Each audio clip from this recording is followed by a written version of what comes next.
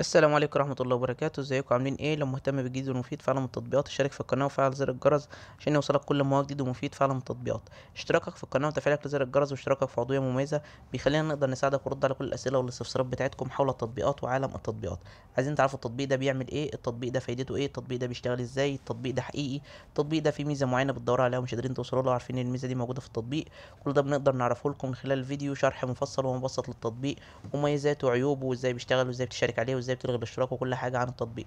طبعا ده بيتطلب مننا وقت وجهد، بالاضافه كمان ان احنا بنعرفكم التطبيقات الجديده اللي جوجل بلاي بتنزلها واللي بتسهل على الناس حياتها، بتخلي الناس حياتها بشكل افضل وبشكل اسرع. النهارده ان شاء الله مع شرح تطبيق جديد واسمه تطبيق مايلو. التطبيق ده مساحته 16 ميجا، محمله اكتر من 100 الف شخص. التطبيق ده تطبيق خاص بالتقسيط. لو انت حابب ان انت تشتري اي منتج بالتقسيط، سواء حاجات من براندات زي بيتك، اساس منزلي، تدفع مصاريف جامعة، تدفع مصاريف تعليم، تدفع اقساط عليك، او فواتير عليك وتقسطها. كل ده بتقدر انت تعمله من خلال التطبيق ده. تطبيق متوافق مع الشريعة الإسلامية، تطبيق بيسهل عليك الدفع.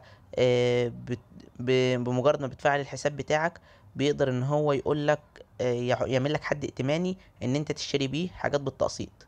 التقسيط بتاعهم بيوصل من 6 شهور لحد 48 شهر. تقدر كمان تسدد عن طريق فوري. لو انت عليك فلوس عن طريق فوري او عن طريق الخدمات بتاعت فوري تقدر تسددها من عن طريق التطبيق ده. بتقدر تشتري حاجات بالتقسيط، بس لازم ان انت تاخد الموافقه الاول من التطبيق ان الحاجه دي هينفع تتقسط، لان في حاجات ممكن يقولك انها تتقسط وفي حاجات ممكن يقولك ان هي مش هينفع ليها تقسيط.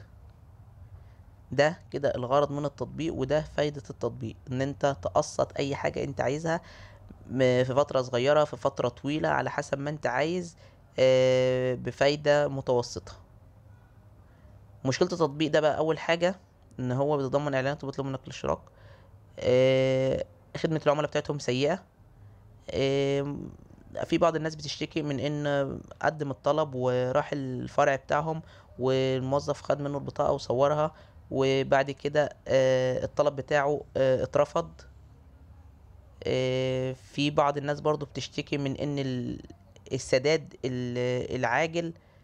هو عندهم سداد عاجل بس ما عندهمش ان انت يعني تعمل سداد عاجل بقيمة جزء من المديونية. يعني انت مثلا عليك 100 ألف جنيه اقساط، لو هتدفع مثلا 50 ألف جنيه أو هتدفع 30 ألف جنيه ما يرضاش. يقول لك لا، لو هتدفع ال100 ألف جنيه كلهم تمام، مش هتدفعهم كلهم يبقى لا، مش هينفع يبقى فيه سداد عاجل. دي برضو حاجة مش كويسة في التطبيق. بس كده ده يعتبر ابسط شرح بالنسبه للمميزات والعيوب. لو عجبك شرح التطبيق يا ريت تدوس لايك للفيديو. لو عايز شرح التطبيق معين يا ريت تسيب لي في كومنت. لو اكتشفت ميزه او عيب للتطبيق في اي تحديث من التحديثات القادمه اكتبها في تعليقات الفيديو. شكرا، سلام عليكم.